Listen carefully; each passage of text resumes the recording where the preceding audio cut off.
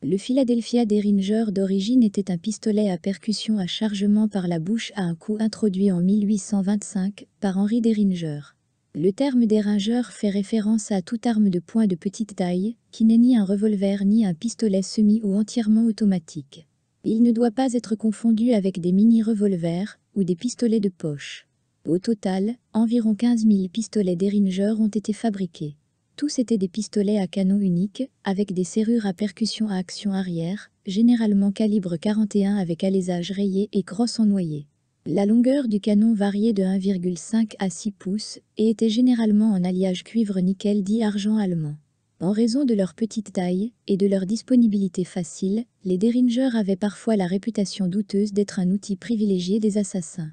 Le Derringer le plus célèbre utilisé à cet effet a été tiré par John Wilkes Booth, qui a assassiné le président des États-Unis Abraham Lincoln au fort de Titre à Washington, D.C., le 15 avril 1865. Le terme Derringer est devenu une faute d'orthographe générique du nom de famille de Henry Derringer. Un Derringer est généralement la plus petite arme de poing utilisable d'un calibre donné. Il était fréquemment utilisé par les femmes, car il est facilement dissimulable dans un sac à main ou un bas.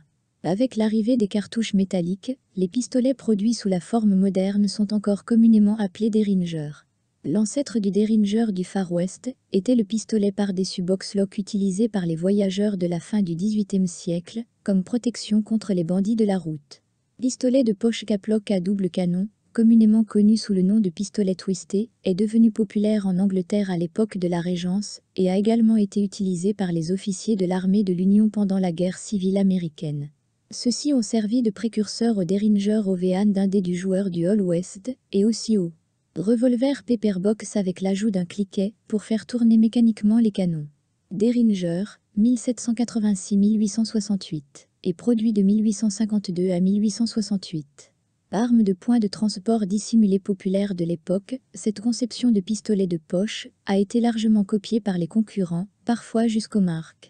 Pour charger un Philadelphia Derringer, on tirait généralement quelques amorces de percussion sur l'arme de poing pour sécher tout résidu d'humidité contenu dans le tube ou à la base du canon pour éviter un raté ultérieur.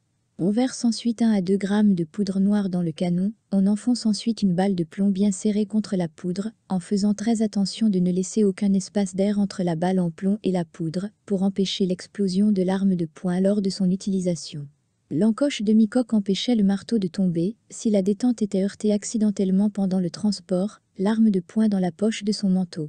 La précision était très variable, bien que les mires avant étaient courantes, certains Derringer de Philadelphie n'avaient aucun viseur du tout, étant destinés à être utilisés pour tirer et viser au lieu de viser et tirer, à distance de table de poker. Les joueurs professionnels, et d'autres qui en portaient régulièrement, tiraient et rechargeaient souvent, pour diminuer la possibilité d'un raté lors de l'utilisation d'un Philadelphia Derringer.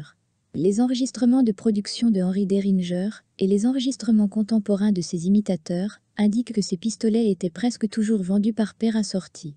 Le prix typique était de 15 $ à 25 $ pour une paire, avec des modèles incrustés et gravés en argent vendus à des prix plus élevés.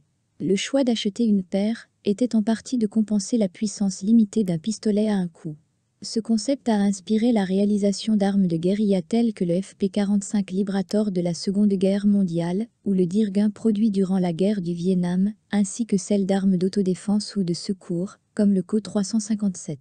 Le désigne Remington Derringer est toujours fabriqué par American Derringer, Bon Arms et Cobra Arms, qui font tous des Derringer dans une variété de calibres de carabine 22 long à 45 Colt long et 410.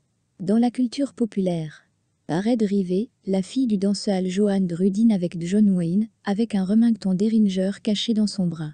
Dans la série Paladin, de Avgun, Will Travel, 1957-1963.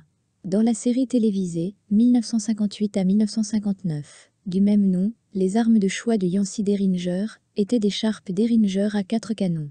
Il en portait 3 cachés, un maintenu par une pince à l'intérieur du haut de son chapeau, un dans la poche gauche de son gilet sous sa veste, et un dans la manche gauche de sa veste dans un étui de poignet.